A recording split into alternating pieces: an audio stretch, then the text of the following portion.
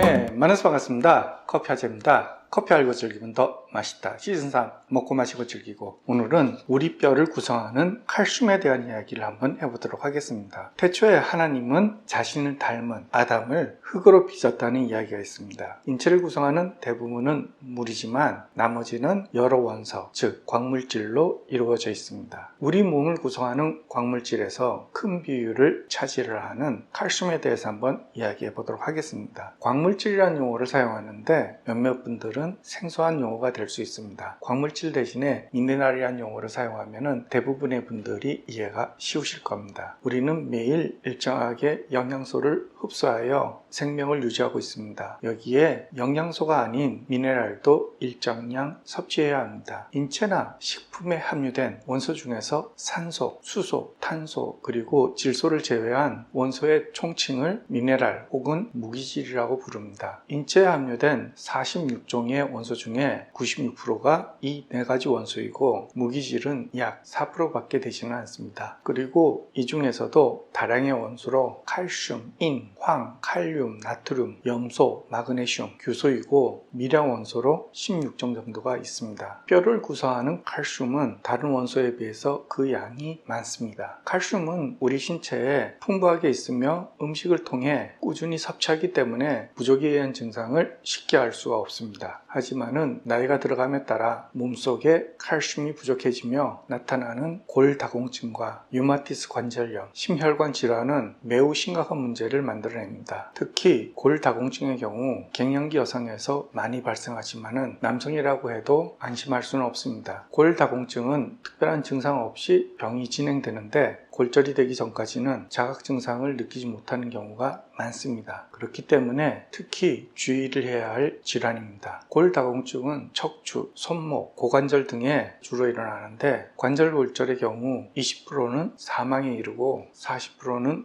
누워서 생활해야 하며 나머지 20%도 남의 도움 없이 생활하기가 매우 어렵습니다. 그렇기 때문에 골다공증은 암 못지않게 매우 위험한 질환임을 기억하여야 합니다. 여성의 경우 폐경기 이후 여성 호르몬인 에스트로겐의 결핍이 나타나면서 부갑상선 호르몬이 분비도 감소되고, 이를 통해 칼슘의 흡수가 낮아지는 결과로 이어지는데, 이는 골다공증이라는 증상으로 나타납니다. 그리고 노인의 경우도 체내의 칼슘 흡수가 적어지면서 골 형성에 관여하는 조골세포가 감소하는데, 결과적으로 골 밀도가 감소하게 됩니다. 폐경기 이후 여성이나 노인 외에 스테로이드, 갑상선 호르몬, 헤파린 등의 약물을 투여하거나 음주, 흡연에 의해서도 골 밀도가 감소를 합니다. 특히 커피의 카페인은 골 밀도 감소에 큰 영향을 끼치게 됩니다. 여기에 운동 부족도 골 밀도 감소를 가져다 줍니다. 골 밀도 감소를 방지하기 위해서는 칼슘을 충분히 섭취해야 합니다. 칼슘의 하루 권장량은 1000에서 1200mg으로 1에서 1.2g이 됩니다. 칼슘 흡수를 늘리기 위해 단백질이나 비타민 D를 충분히 섭취를 하고, 이내 과잉 섭취를 피해야 합니다. 카페인과 과도한 알코올의 섭취도 줄여야 됩니다. 마지막으로 규칙적인 운동은 골다공증 예방에 도움이 됩니다. 우리가 흔히 먹는 음식에 포함된 칼슘량을 보면 우유 200ml 한 컵에는 약 0.2에서 0.3g 정도의 칼슘이 포함되어 있습니다. 그리고 뱅어포 한 장에는 0.15g, 잔멸치 2큰술에는 0.13g, 두부 5분의 1모에는 0.145g의 칼슘이 포함되어 있습니다. 시금치의 경우 100g당 0.055g의 칼슘이 포함되어 있습니다. 식사를 통해 충분한 칼슘 섭취가 어려운 경우에 칼슘 제제를 복용하는 것이 좋습니다. 칼슘을 섭취함에 있어 칼슘 함량만 높다고 무조건 흡수되는 것은 아닙니다. 일반적으로 칼슘은 섭취량의 20에서 40% 정도만 흡수되는 것으로 알려져 있습니다. 영아기 때에는 섭취한 칼슘의 60%를 흡수하지만은 사춘기가 지나면서 흡수율은 30%대로 떨어집니다. 그리고 나이가 들어감에 따라 흡수율은 점점 낮아지게 됩니다. 이처럼 칼슘은 체내 흡수율이 낮기 때문에 양뿐만이 아닌 흡수율도 신경을 써야 합니다. 칼슘 흡수를 높이려면 칼슘과 인의 섭취 비율을 조절해야 합니다. 이는 골격 구성, 신체 구성, 에너지 대사 관여와 체내 폐화 농도의 평형 유지에 기여하는 미네랄입니다. 하지만은 가공식품을 즐기는 경우라면 오히려 과잉 섭취를 걱정해야 합니다. 이를 너무 많이 섭취하면 기량작용에 의해 칼슘의 흡수가 방해를 받습니다. 기량작용이란 어떤 물질이 다른 물질에 의해 억제되는 현상입니다. 칼슘의 체내 흡수를 높이기 위해 섭취되는 인의 양보다 더 많은 양의 칼슘을 섭취를 해야 합니다. 우리가 음식이나 보충제로 흡수한 칼슘은 몸에 흡수하기 위해 이온화가 되어야 합니다. 칼슘의 이온화는 주로 위산에 의해 이루어집니다. 칼슘 제제인 탄산칼슘은 탄산과 칼슘이 결합된 형태로 위산에 의해 칼슘이온과 탄산이온으로 분리가 됩니다. 이온화된 칼슘은 장을 거치면서 몸에 흡수됩니다. 나이가 들어감에 따라 위산의 산도가 낮아지면서 섭취된 칼슘을 이온화하기 어려워지며 흡수율도 떨어지게 됩니다. 그렇기 때문에 나이 든 분들의 경우 탄산칼슘 같은 칼슘 보충제보다는 액상의 이온 칼슘이 흡수에 더 큰 도움을 줍니다. 액상의 칼슘 보충제는 이온화를 위해 칼슘 이온과 마그네슘 이온이 녹아있기 때문에 흡수율이 높아지게 됩니다. 저염 다이어트의 경우 칼슘의 흡수율이 매우 낮아집니다. 위산의 주성분은 염산입니다. 그리고 이 염산은 염소 이온과 수소 이온의 결합에 의해 만들어지는데 염소의 주 공급원이 염화나트륨인 소금입니다. 소금은 염소와 나트륨이 결합된 형태로 우리가 먹은 소금에서 염소 이온은 위산을 만드는데 사용이 됩니다. 그렇기 때문에 소금 섭취를 줄이는 저염 다이어트의 경우 위산의 농도가 낮아지면서 소화장애와 미네랄의 이온화 문제로 흡수율이 낮아지게 됩니다. 칼슘 보충제보다는 음식을 통해 충분한 칼슘을 섭취하시려는 분들에게 갑각류는 매우 훌륭한 칼슘 보충원입니다. 갑각류의 껍질에는 칼슘이 풍부하며 특히 키토산 같은 물질이 풍부하기 때문에 게나 새우를 껍질째 먹는 것이 좋습니다. 게 껍질은 먹기 어려울지라도 새우는 통째로 먹기 쉽기 때문에 건새우 볶음이나 새우 요리를 즐겨하는 것도 칼슘 흡수에 매우 좋습니다. 커피에 있는 카페인은 칼슘 흡수를 방해를 합니다. 일반 성인의 경우 하루 카페인 섭취량을 400ml 정도로 권장하고 있습니다. 아메리카노 한 잔의 경우 약 120mg의 카페인이 있기 때문에 보통 하루 3, 4잔을 추천하고 있습니다. 하지만은 아메리카노 한 잔 120mg의 기준은 아라비카 원두를 사용하여 만든 에스프레소에 해당되는 이야기입니다. 대부분의 커피 전문점에서 단가가 비싼 아라비카보다는 상대적으로 저렴한 로부스타를 더 많이 사용하고 있습니다. 로부스타는 아라비카에 비해 카페인 함량이 3배 정도로 높습니다. 만약 로부스타가 30% 섞인 원두를 사용한 아메리카노의 경우 한 잔당 190mg으로 높아집니다. 그리고 로부스타의 비율을 70%까지 끌어올리면 아메리카노 한 잔당 290mg으로 하루 권장량의 70%를 넘는 양입니다. 여기에 더블샷, 즉 에스프레소 2잔을 이용하여 만드는 아메리카노의 경우 로부스타 30%라도 하루 권장량을 넘어설 수 있습니다. 그리고 카페인은 커피에만 있다고 생각하시는 분들이 많은데 카페인은 초콜릿, 청량음료, 피로회복제와 감기약에 더 많은 카페인이 있는 경우가 종종 있습니다. 특히 콜라와 같은 청량음료의 경우 카페인과 함께 다량의 인이 포함되어 있기 때문에 칼슘 흡수에 매우 방해가 됩니다. 커피에 있는 카페인은 나쁜 점도 있지만